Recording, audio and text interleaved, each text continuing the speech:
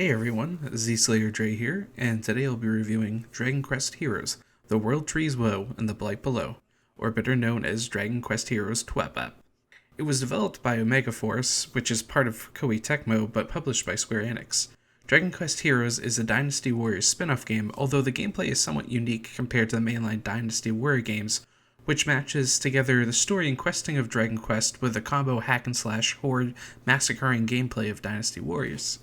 I played the PlayStation 4 version, but it's also available on PlayStation 3, Nintendo Switch, and PC, although the PC and Nintendo Switch versions were only released in Japan, but will still be playable on systems from other regions. You'll get to choose between two protagonists, Lucius or Aura, and whomever you choose you will have to use in your party for the remainder of the game, but you can still have the character you don't choose in your party.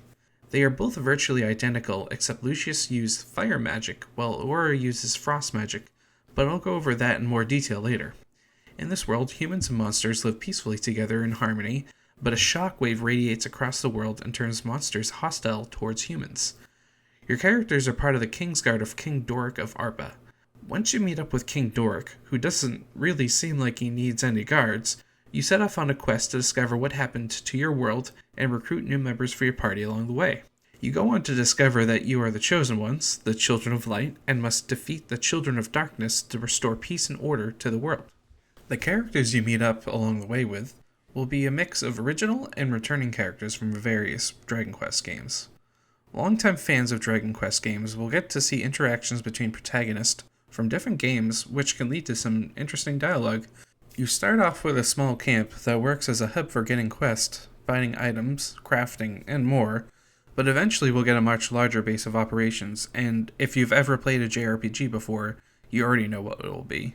The story is very light, but I only will be showing footage from the beginning of the game to avoid any major spoilers. While combat is very similar to the Dynasty Warrior games, it has its own unique feel to it, along with some Dragon Quest standards added in. Each mission you will be able to bring 3 characters along with your main character, and you're able to switch between any of the 4 at all times. Every character has their own moveset, but all will have various combos to perform and 4 unique spells to cast. Standard attacks will restore mana, so players have to balance standard attacks, combos, and spells together. Spells can be devastating, with some moves even being able to take out large hordes of enemies at once. Levels are different from the Dynasty Warrior mainline games. In Dragon Quest Heroes, the maps are much smaller in general, and you do not have bases to take over, but I'll go over the mission structure in more detail later in the review. If you've played any recent Dragon Quest game, you probably already know the majority of the music and all the sounds because they are exactly the same as in other Dragon Quest games. You'll even have to save at a church, like in other games, which will provide a talent tree reset and healstone charging services. Healstones are basically the game's version of health potions, and players will have to pay the church to recharge them after use. The talent tree is fairly basic for an RPG, and as usual, players will get skill points to spend as they level up their characters. You go out to do missions with a party of 4, but characters on the bench will still receive experience points, although at a slightly slower rate, so you can feel free to experiment with different groups. Characters can also equip gear, although it's a very basic system, consisting of a weapon, an orb, which is used for improving a character's defense, and 3 accessories which can have a wide variety of effects. Weapons and orbs are mostly bought through vendors, although some can drop from endgame bosses. Accessories must be crafted at the main hub using ingredients that drop from enemies. And a fair warning for something I learned the hard way, you must physically go and pick up every loot drop from enemies, which requires you to get extremely close to the loot drop. As you can imagine, this can get extremely tedious, considering there's no run or sprint mechanic in the game, and also you'll likely be killing hundreds if not thousands of enemies per mission. Missions can vary between a few different modes. Most missions you will be fighting your way through enemies to get to a specific point, plowing your way through hordes of enemies. Other missions you will have to defend a specific point or character, which can get very challenging. The point you need to protect generally has a very low health, so sometimes even letting through one monster can lead to a game over very quickly. You'll need to be in more than one place at a time typically, so that's where the monster recruitment system comes into play. After a few missions, you'll be able to pick up tokens that are dropped from random enemies that you can use to summon that type of monster to aid you in your quest. All monsters have different abilities. Some will stay and guard a specific location, while others will use a unique ability, then disappear. Managing your monsters properly is very important, especially in missions where you have to defend a specific point. This allows you to go off and defeat the monsters that summon more monsters, while your team of monsters guards your base. There will also be boss battle maps, which can be very challenging, especially later in the game. The bosses all have a unique way to kill them, and give a pre-2018 God of War feeling to them. Players will also be able to go back and replay any mission, along with being able to do a free play on any map that they have already beaten, including boss battles. There are also very basic side quests that are all either fetch quests or kill the thing X amount of times. The only exceptions being a few very late game side quest lines for specific characters. Now that I've gone over the basics of Dragon Quest Heroes, I want to go over what worked and what really did not work in the game. And fair warning, I will have to go into very minor spoilers to discuss certain aspects of the game, but I won't go into any real detail as far as the main story goes. For starters, graphically speaking, the game does look good, especially considering it's an early in the generation PS4 game before the Pro came out, and stylistically it fits in perfectly with the Dragon Quest mainline games. People who have played Dragon Quest XI will feel right at home.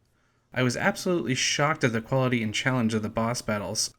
I fully expected this to be a straight button masher, and while it certainly is in some regards, the boss battles will require very precise timing and learning the boss's attack patterns.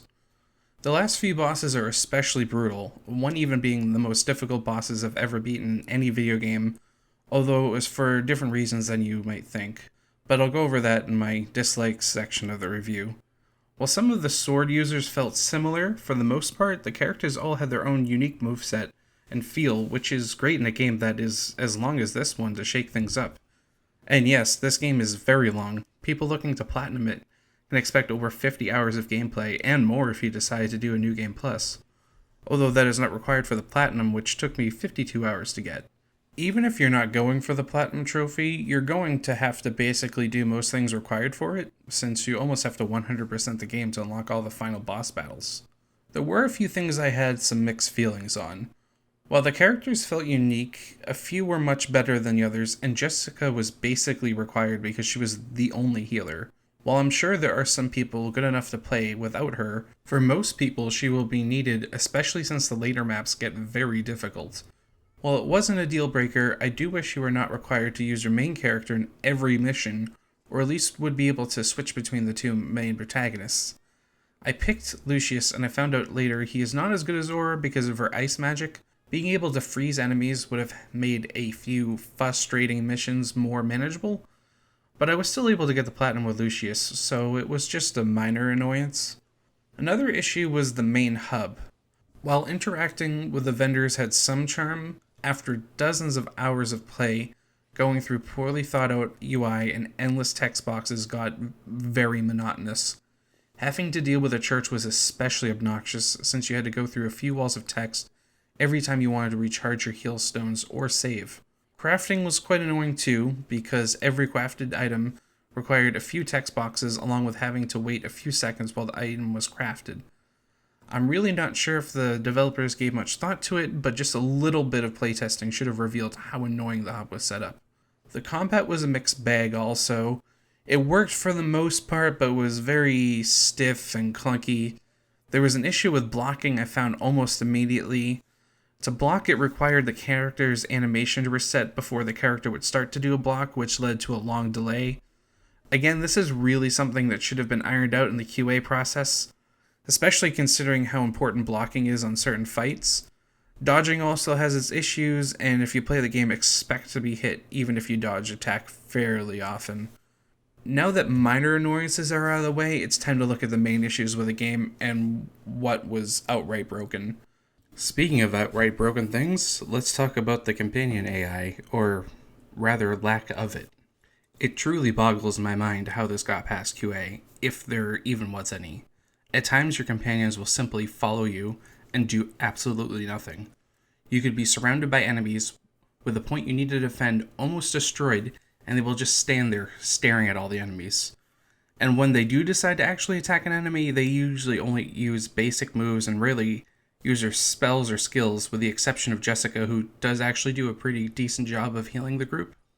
This becomes very problematic on some late game boss fights that are very challenging, and whether or not your companions decide to do anything can make the difference between you winning or losing in a mission. Your summoned monster NPCs are also about the same. I can clearly remember multiple times where I had a defense point surrounded by my summoned monsters, but they would simply just stare while enemies walked right past them and destroyed the defense point. Now, as bad as this is, the game is still possible to beat, and honestly, I suspect the developers knew their game didn't work properly and balanced the challenge around it. This doesn't excuse the problem, and it makes some levels extremely frustrating and more difficult than they need to be. I mentioned this earlier, but one of the last bosses you have to fight is an extremely difficult battle, and the companion AI works even worse than usual on it. It was so bad when my companions died, I didn't even bother to revive them, and had to beat the most difficult boss alone. This is just horrible game design, and again, I can't believe this got passed through any sort of quality control. On that same boss fight, there are also indicators on the ground where the boss's AoE attacks will hit, but sometimes the indicators would not appear, especially if the boss was near the wall, and to make matters worse, the camera would get stuck, so you couldn't even see your character. I could go into more detail, but I don't want to spoil anything, so I'm trying to keep it as vague as possible. The story is also an issue. I know it's a Warriors game, and the gameplay is the main focus, but you still need something to string together the missions. The story was as generic gets, with every cliche from the book of cliches. Honestly, it would have been better if there was no story, as boring as that would have been. The voice acting was a mixed bag. The voice actors for the two main characters did a good job, but everyone else ranged from mediocre to downright abysmal. This isn't a huge problem because some of the side characters have very few lines, but it still makes you wonder how these people got a job voice acting, and it gives me hope for one day being a voice actor because I guess no talent is required. So overall, while the game had some good ideas, it fell very flat in a lot of other areas. With that being said, I'm giving Dragon Quest Heroes, The World Trees Woe, and The Blight Below a 5.5 out of 10. As far as my scoring goes, a 5 to 6 out of 10 is basically an average video game, which is what this game is. That being said, I can see die-hard Dragon Quest fans getting some enjoyment out of this game, but because the game deviates from the Dynasty Warriors formula, I wouldn't really recommend it for Dynasty Warrior fans. And for Platinum Trophy Hunters, I would steer clear of this one. Grinding for mini medals was one of the most monotonous things I've ever done in a video game, and the 52 hours to get the platinum felt like 200. Anyways, thank you for watching the video. Make sure to give it a like if you enjoyed it, and if you want to see more reviews and gaming commentary, make sure you're subscribed to my channel to see the videos as soon as they come out, and I'll see you in the next video.